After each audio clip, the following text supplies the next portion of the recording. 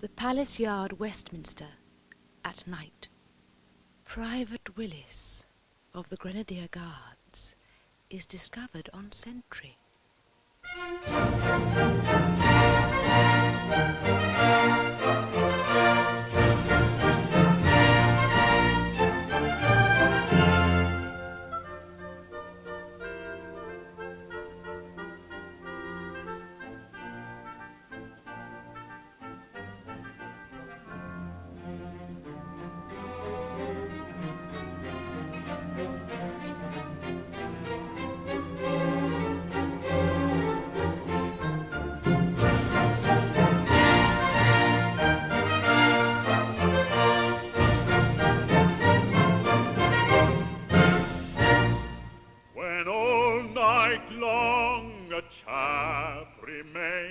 On sentry go to chase monotony. He exercises of his brains, that is, assuming that he's got any. Though never nurtured in the lap of luxury, yet I admonish you, I am an intellectual chap, and think of things that would astonish you.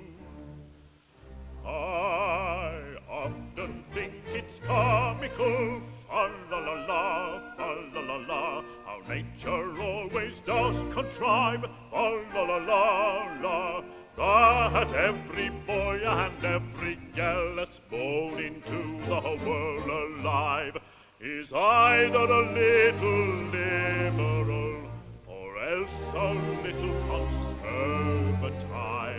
Ah-la-la-la, ah-la-la-la, is either a little liberal or else a little conservative. Ah-la-la.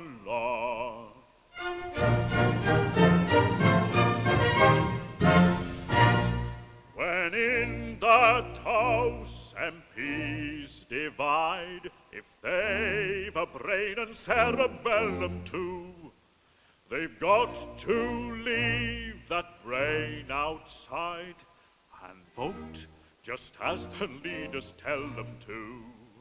But then the prospect of a lot of dull MPs in close proximity, all thinking for themselves, is what no man can face with equanimity.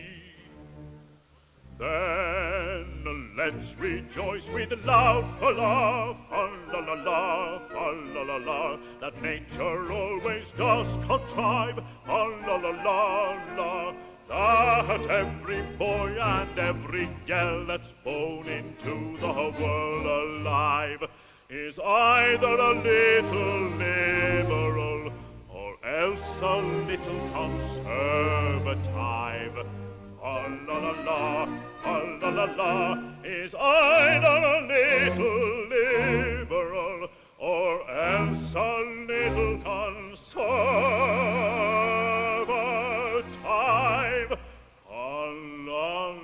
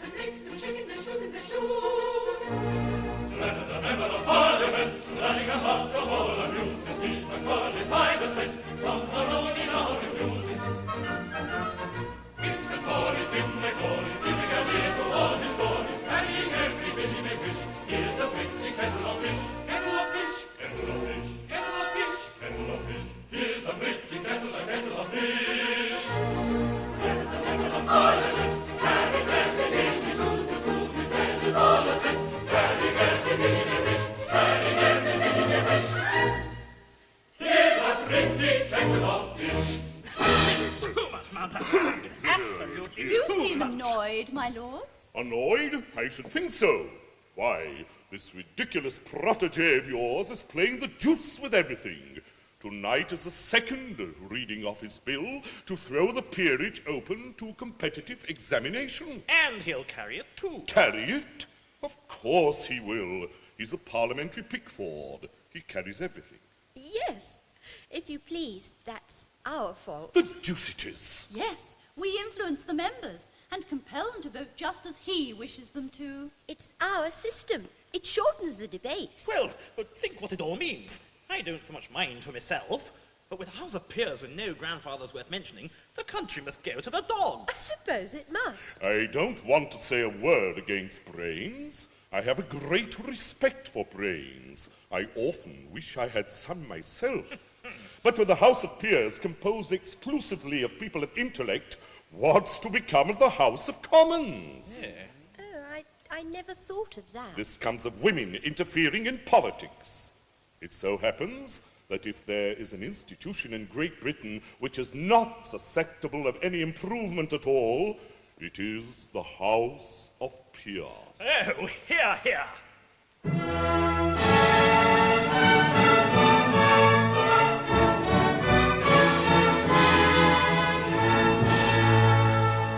When Britain really ruled the waves in good Queen Bess's time, the House of Peers made no pretense to intellectual eminence or scholarship sublime.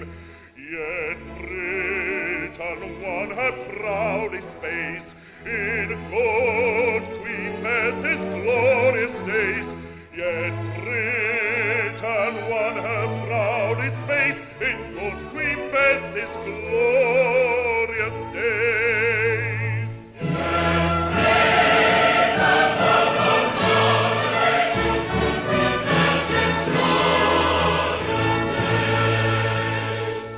When Wellington thrashed Bonaparte, as every child can tell, the House of Peers throughout the war did nothing in particular, and did it very well. Yet Britain set the world ablaze in good King George's glorious days. Yet Britain set the world ablaze in good King George's glorious days. Yes, Britain set the world ablaze in good King George's glorious days. And while the House of Peers withholds its legislative hand, and noble statesmen do not itch to interfere with matters which they do not understand, as bright will shine Great Britain's rays as in King George's glorious days. As bright will shine Great Britain's rays as in King George's glorious days. As bright will shine Great Britain's rays in King George's glorious days.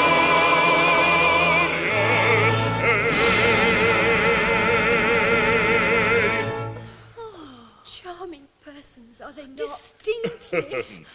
For self-contained dignity, combined with airy condescension, give me a British representative peer.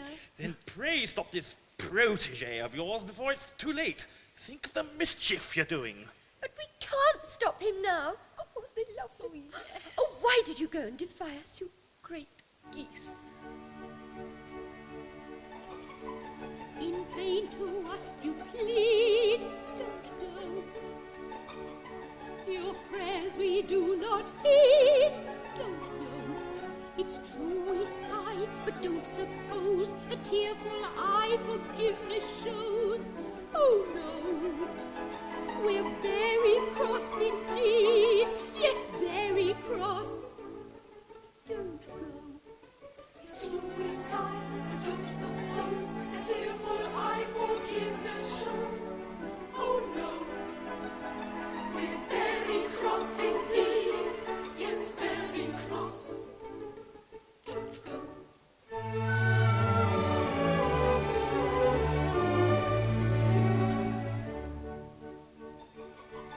Your disrespectful sneers, don't go. Call forth indignant tears, don't go.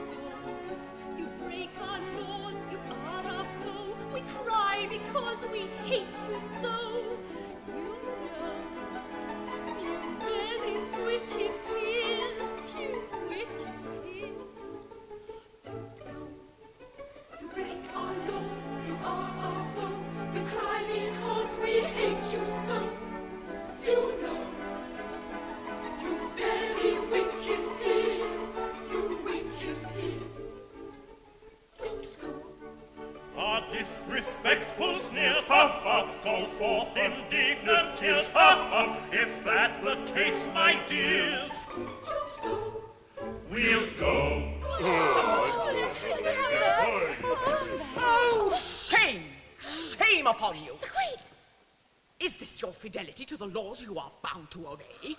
Know ye not that it is death to marry a mortal?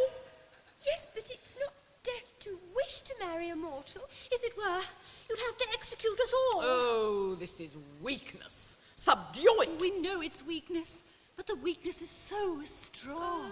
We're not all as tough as you are. Tough? Do you suppose that I am insensible to the effect of manly beauty? Look at that man. A perfect picture. Who are you, sir? Private Willis, B Company, 1st Grenadier Guards. You're a very fine fellow, sir. I am generally admired. I can quite understand it.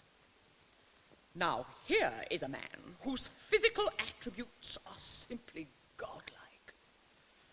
That man has a most extraordinary effect upon me. If I yielded to a natural impulse, I should fall down and worship that man. But I mortify the inclination. I wrestle with it. It lies beneath my feet. That is how I treat my regard for that man.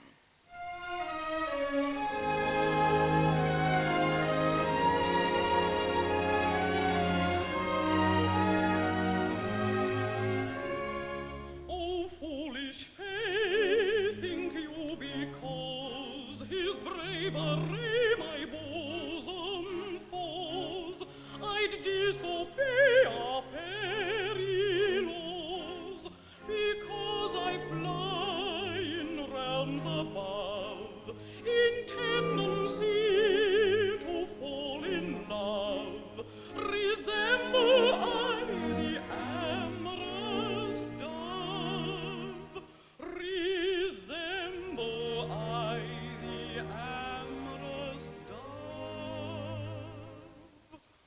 Oh, amorous dove, type of Ovidius Naso, this heart of mine is soft as thine, although I dare not say so.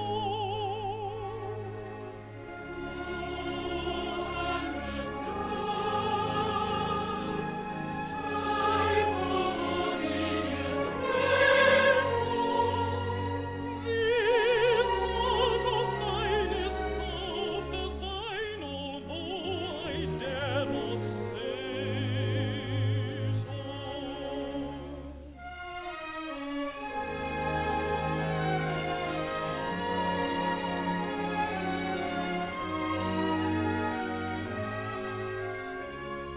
On fire that glows with heat intense, I turn the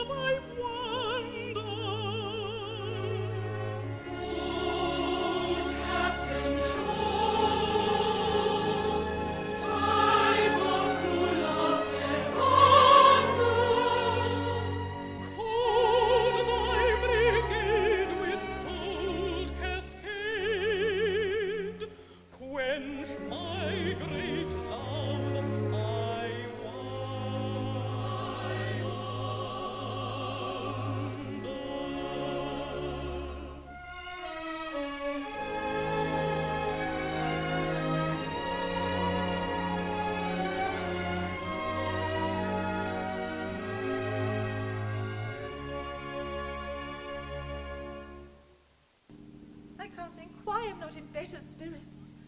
I'm engaged to 2 noblemen at once. That ought to be enough to make any girl happy. I'm miserable. Don't suppose it's because I care for Strephon, for I hate him. No girl could care for a man who goes about with a mother considerably younger than himself. Phyllis, my darling. Ha-ha! Phyllis, me own! Don't! How dare you? Oh. But perhaps you're the 2 noblemen I'm engaged to. I am one of them. I am the other. Oh, then, my darling, my own.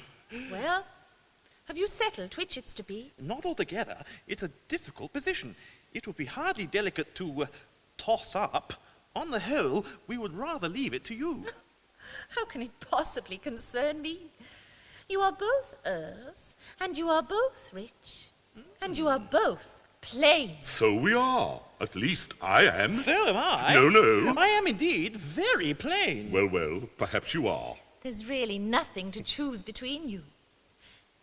If one of you would forgo his title and distribute his estates among his Irish tenantry, why then, I should then see a reason for accepting the other. Tolloller, are you prepared to make this sacrifice? No.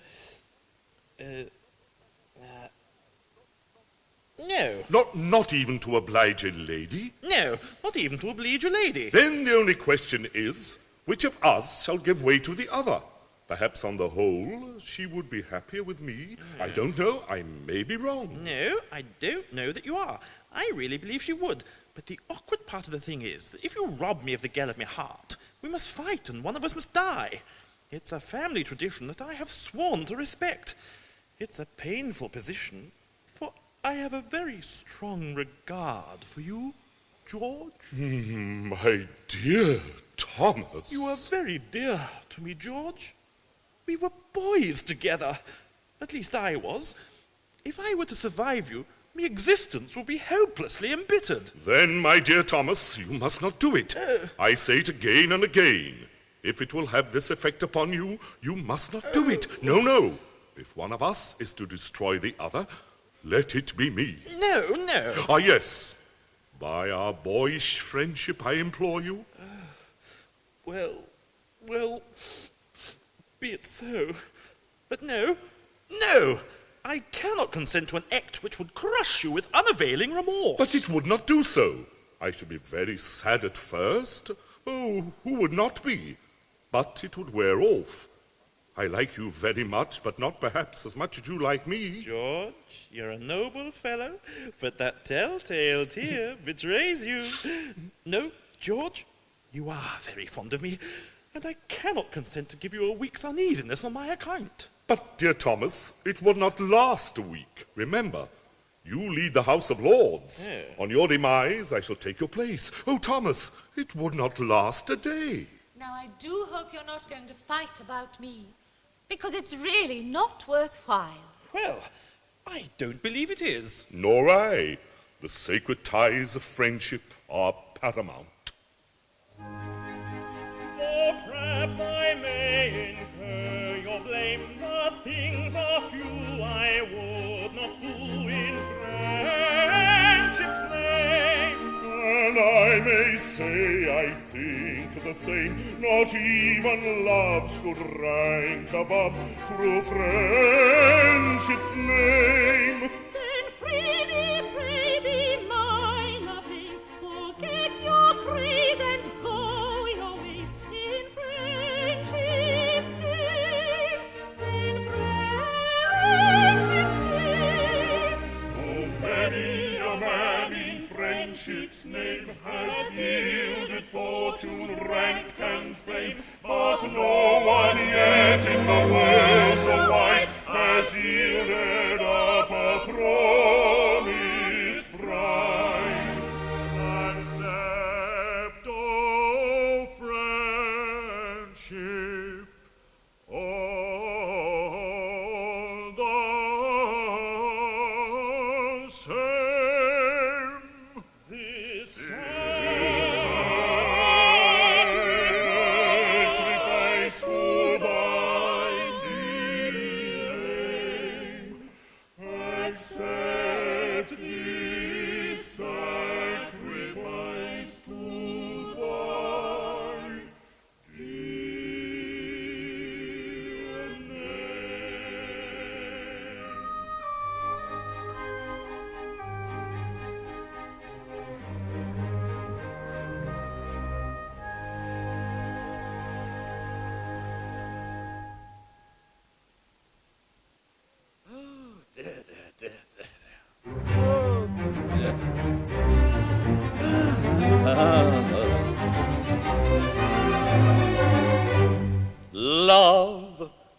unrequited, robs me of my rest. Love, hopeless love, my ardent soul encumbers. Love, nightmare-like, lies heavy on me chest, and weaves itself into my midnight slumbers.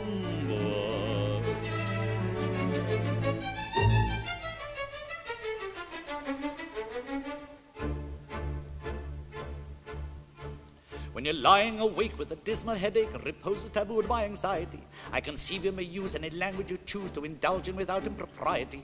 For your brain is on fire, the bedrolls conspire of usual slumber to plunder you. First your counterpane goes and uncovers your toes, then the sheet slips demurely from under you. Then the blanketing tickles you feel like mixed pickles, so terribly sharp is the pricking.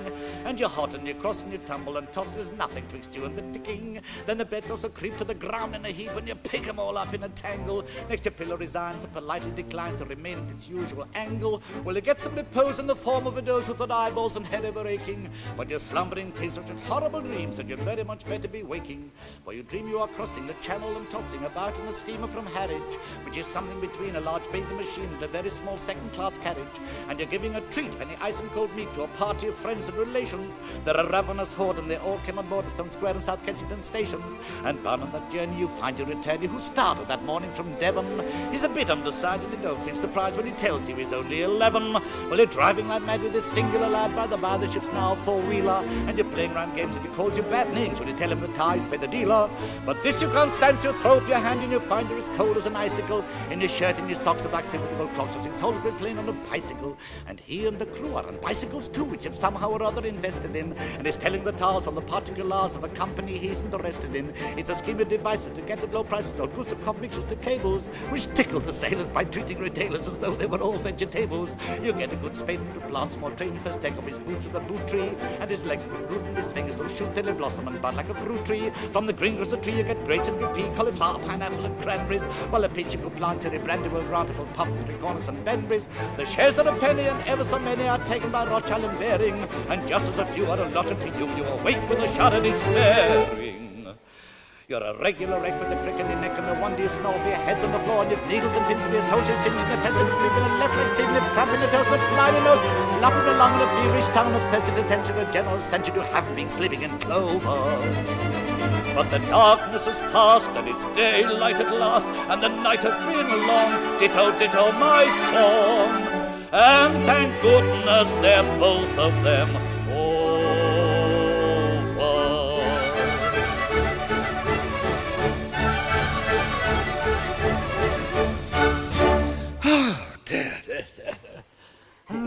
We are much distressed to see your lordship in this condition. My lords, it is seldom that a Lord Chancellor has reason to envy the position of another, but I am free to confess that I would rather be 2 earls engaged to Phyllis than any other half-dozen noblemen upon the face of the globe. Yes, it's an enviable position when you're the only one. Oh, yes, no doubt. Most enviable. At the same time, seeing you thus, we naturally say to ourselves, this is very sad.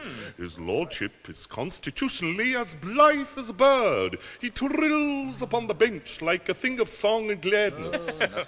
His series of judgments in F-sharp minor, given andante in 6/8 time, are among the most remarkable effects ever produced in a court of chancery. He is, perhaps, the only living instance of a judge whose decrees have received the honor of a double encore.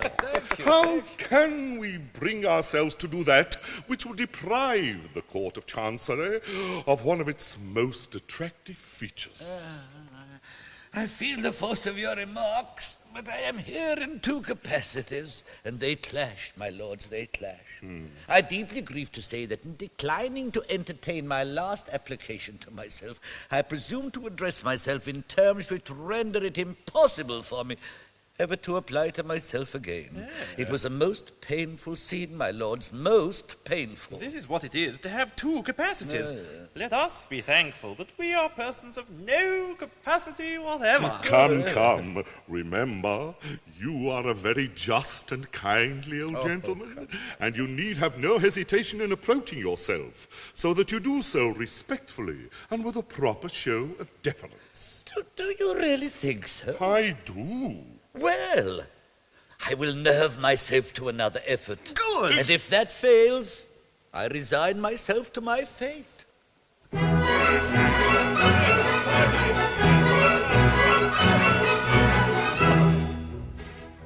If you go in, you're sure to win. Yours will be the charming Lady Violo. The ancient saw, faint heart never won fair lady. Never, never, never, faint heart never won fair lady.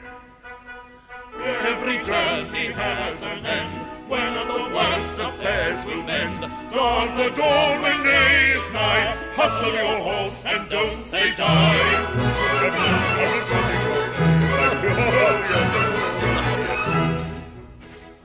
He who shies at such a prize is not worth a maravedi. Be so kind to bear in mind, faint heart never won fair lady. Never, never, never, faint heart never won fair lady. While the sunshines make your hay, where a will is there's a way. Bear the lion in his lair, none but the brave deserve the fair.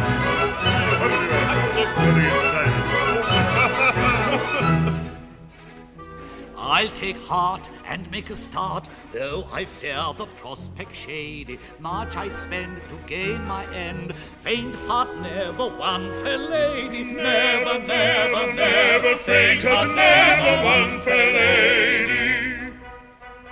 Nothing venture, nothing win. Blood is thick, but water's thin. In for a penny, in for a pound, it's love that makes the world go round.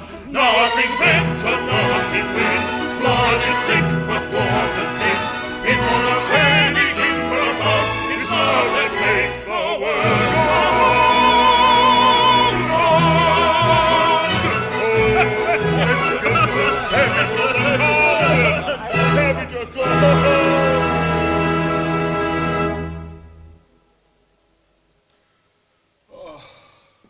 I suppose one ought to enjoy oneself in Parliament when one leads both parties as I do. But I'm miserable. Poor broken-hearted fool that I am. Oh, Phyllis. Phyllis. Yes, Strephon? Phyllis! But I suppose I should say, my lady, I have not yet been informed which title your ladyship has pleased to select. I haven't quite decided. Oh. You see, I have no mother to advise me. No, I have. Yes, a young mother. Not very. A couple of centuries or so. Oh, she wears well. She does. She's a fairy. I beg your pardon? A what? Oh, I've no longer any reason to conceal the fact. She's a fairy. A fairy? Well, but that would account for a good many things. Then I suppose you're a fairy. I'm half a fairy. Which half? The upper half, down to the waistcoat. Dear me, there's nothing to show it. Well, don't do that. But why didn't you tell me this before? I thought you'd take a dislike to me. But as it's all off, you may as well know the truth. I'm only half a mortal. But I'd rather have half a mortal I do love than half a dozen I don't. Oh, I think not. Go to your half dozen. It's only 2, and I hate 'em. Oh, please forgive me. Oh, I don't think I ought to. Oh, please. Besides, all sorts of difficulties will arise. You know, my grandmother looks quite as young as my mother. So do all my aunts.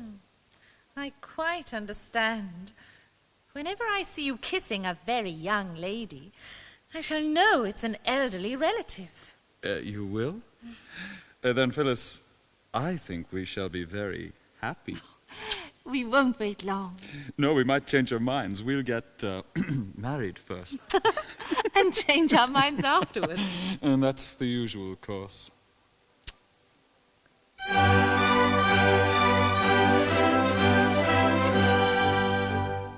If we're weak enough to tarry ere we marry, you and I, of the feeling I inspire, you may tire by and by. For peers with glowing coffers press their offers, that is why I am sure we should not tarry ere we marry, you and I. If we're weak enough to tarry ere we marry, you and I, we've a more attractive maiden to a maiden you may fly. If by chance we should be parted, broken-hearted I should die. So I think we will not tarry ere we marry, you and I.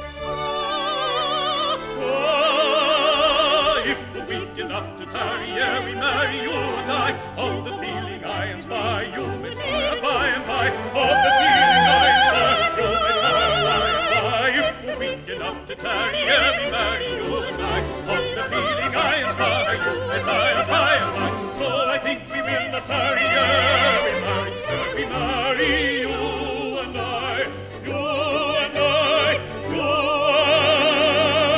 and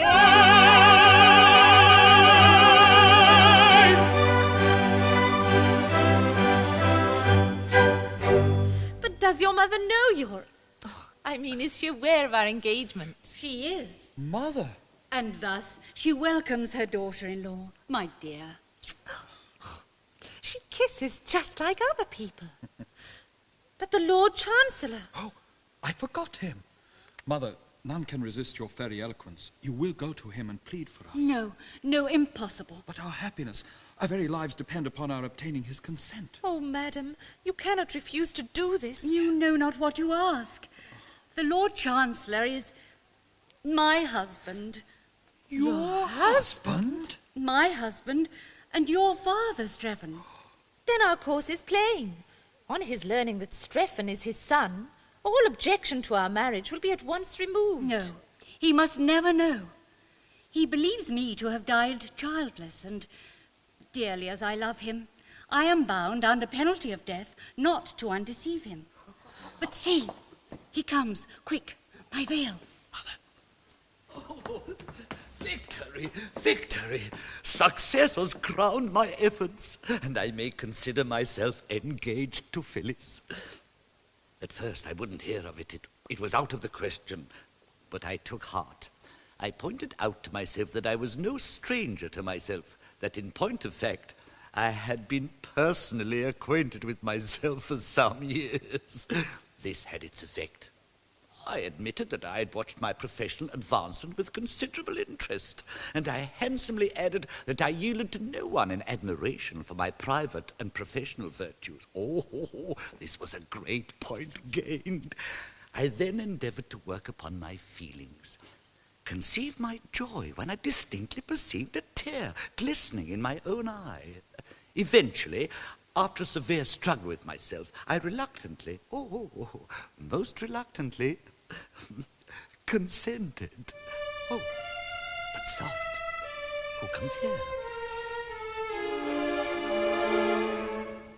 My lord, a suppliant at your feet I kneel.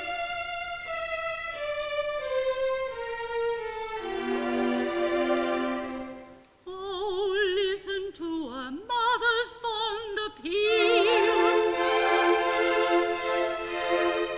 Hear me tonight, I come in urgent need. 'Tis for my son, young Strephon, that I plead.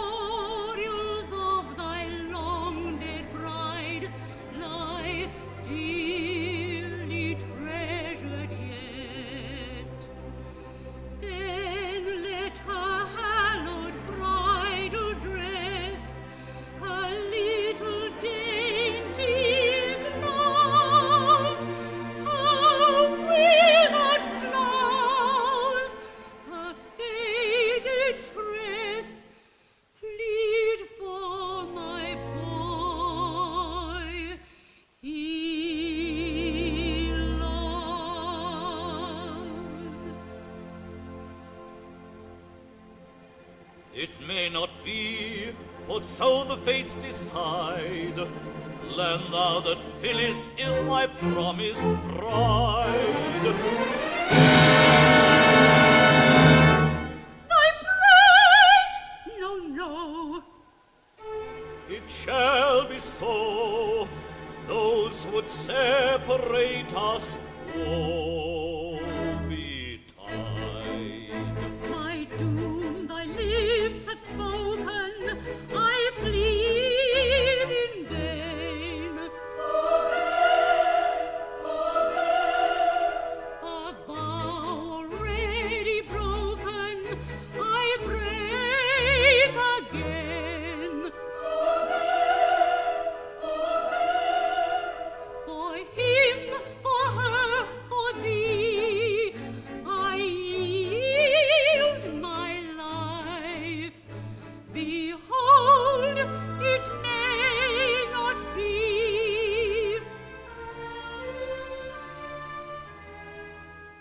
I am thy wife.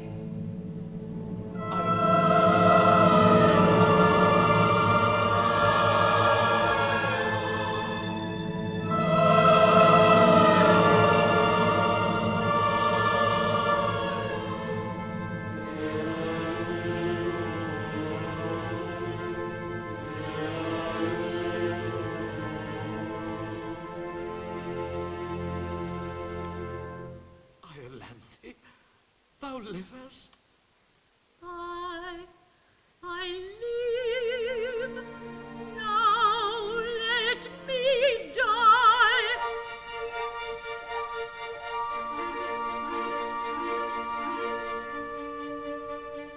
Once again thy vows are broken. Thou thyself thy doom hast spoken.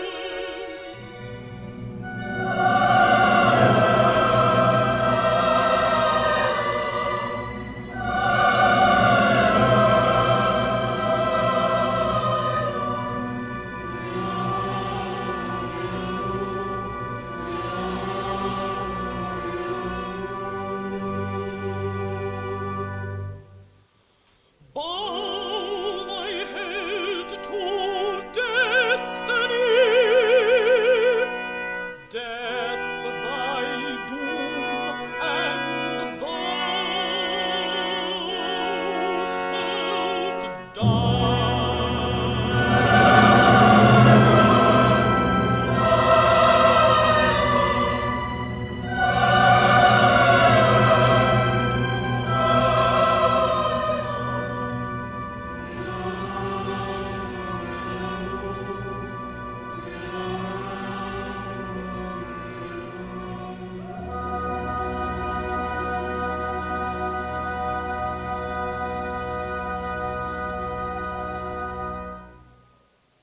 Iolanthe! My queen, Oh! If Iolanthe must die, so must we all. For as she has sinned, so have we. What? we are all fairy duchesses, marchionesses, countesses, viscountesses, and baronesses. It's our fault. They couldn't help themselves. It seems they have helped themselves, and pretty freely, too. You have all incurred death. But I can't slaughter the whole company.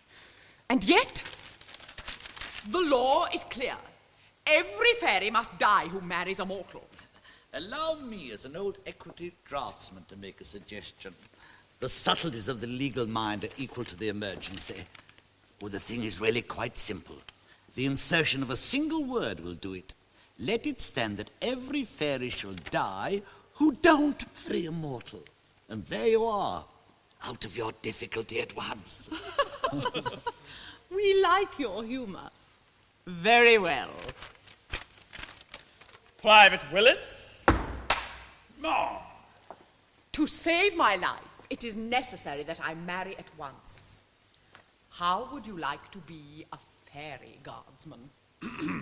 Well, Ma'am, I don't think much of a British soldier. What wouldn't ill-convenience himself to save a female in distress? You are a brave fellow.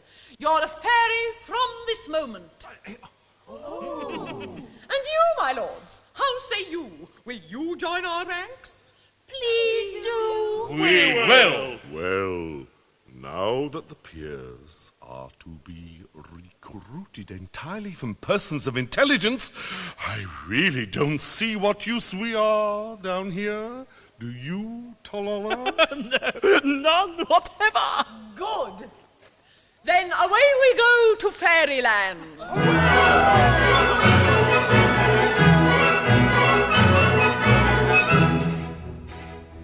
Soon as we may, off and away, we'll commence our journey airy. Happy are we, as you can see, everyone is now a fairy. Everyone is now a fairy. Oh, as a general rule we know, 2 strings go to every bow. Make up your minds that grief will bring, if you to bow to every string. Oh, as a general rule we know, 2 strings go to every bow. Make up your minds that grief will bring, if you to bow to every string.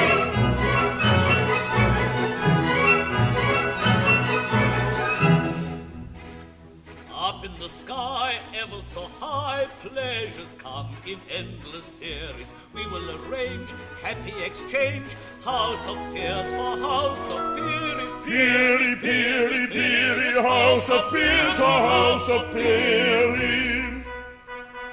Up in the air, sky high, free from walls in Chancellor. It will be surely happier for he's such a susceptible Chancellor. Up in the air, sky high, free from walls in Chancellor. It will be surely happier for he's such a susceptible Chancellor.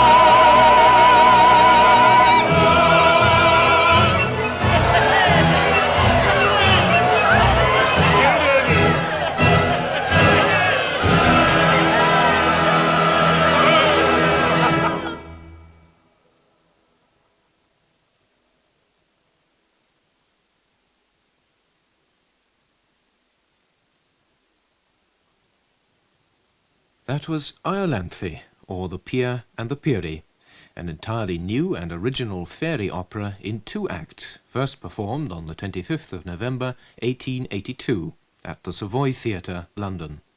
It was written by W.S. Gilbert